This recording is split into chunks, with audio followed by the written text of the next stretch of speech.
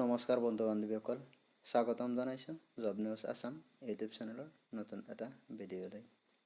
আজি আমি এই ভিডিঅ'ত অসম চৰকাৰৰ অসম পুলিচ বিভাগৰ পৰীক্ষাৰ বাবে আহিবলগীয়া কিছুমান অতি গুৰুত্বপূৰ্ণ প্ৰশ্নৰ উত্তৰ আলোচনা কৰিম। তো আহক দেৰি নকৰি ভিডিঅ'টো আৰম্ভ কৰোঁ। প্ৰথম প্ৰশ্ন, ভাৰতত কেতিয়া বিমান ডাক সেৱাৰ প্ৰৱৰ্তন কৰা হৈছিল? উত্তৰ 1911 চনত। 1911 চনত ভাৰতত প্ৰথম বিমান ডাক সেৱাৰ প্ৰৱৰ্তন কৰা হৈছিল। দ্বিতীয় নম্বৰ প্ৰশ্ন, কোনখন ৰাজ্যক উদ্ভিদবিদৰ স্বৰ্ণ বুলি কোৱা হয়?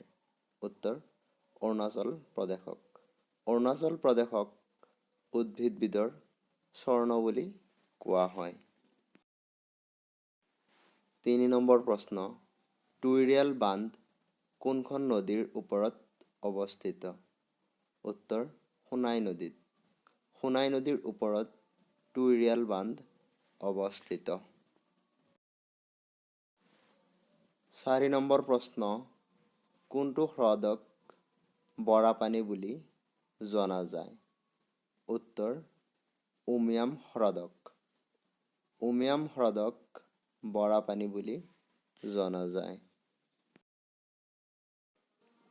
5 নম্বৰ প্ৰশ্ন, অৰুণাচল প্ৰদেশৰ কোনখন জিলাত পৰশুৰাম কুণ্ড অৱস্থিত?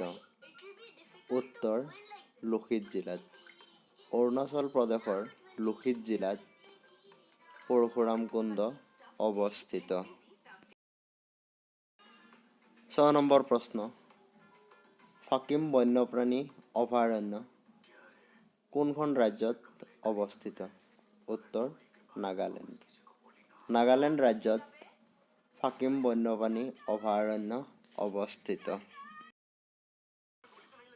7 নম্বৰ প্ৰশ্ন, হৰ্ণবিল উৎসৱ প্ৰতি বছৰে কোনটো মাহত পালন কৰা হয়?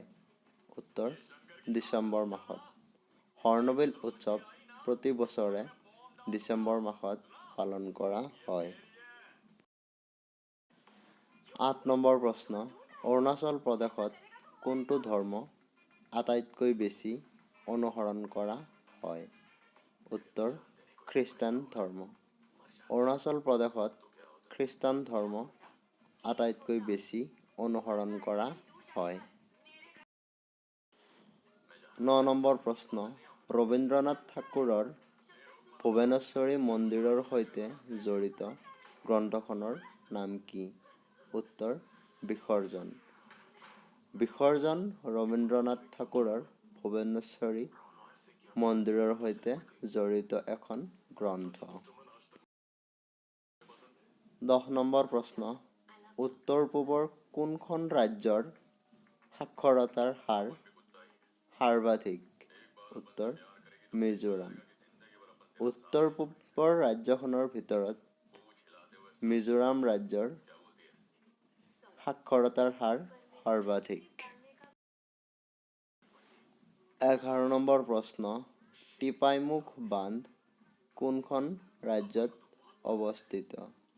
উত্তৰ মণিপুৰ ৰাজ্যত। টিপাইমুখ বান্ধ মণিপুৰ ৰাজ্যত অৱস্থিত। 12 নম্বৰ প্ৰশ্ন, উত্তৰ-পূব ভাৰতৰ আটাইতকৈ ডাঙৰ মিঠা পানীৰ হ্ৰদটোৰ নাম কি? উত্তৰ লোকটক হ্ৰদ। উত্তৰ-পূবৰ আটাইতকৈ ডাঙৰ মিঠা পানীৰ হ্ৰদটো হ'ল লোকটক হ্ৰদ। 13 নম্বৰ প্ৰশ্ন, উত্তৰ-পূৰ্বাঞ্চলৰ কোনখন ৰাজ্যত সৰ্বাধিক বনাঞ্চলৰ শতকৰা হাৰ বেছি? উত্তৰ মিজোৰাম। মিজোৰামত উত্তৰ-পূৰ্বাঞ্চলৰ ৰাজ্যবোৰৰ ভিতৰত বনাঞ্চলৰ শতকৰা হাৰ সৰ্বাধিক। 14 নম্বৰ প্ৰশ্ন, কোনজন ভাৰতীয় ফুটবল খেলুৱৈক ছিক্কিমৰ স্নাইপাৰ বুলি কোৱা হয়? উত্তৰ বাইচুং ভুটিয়াক।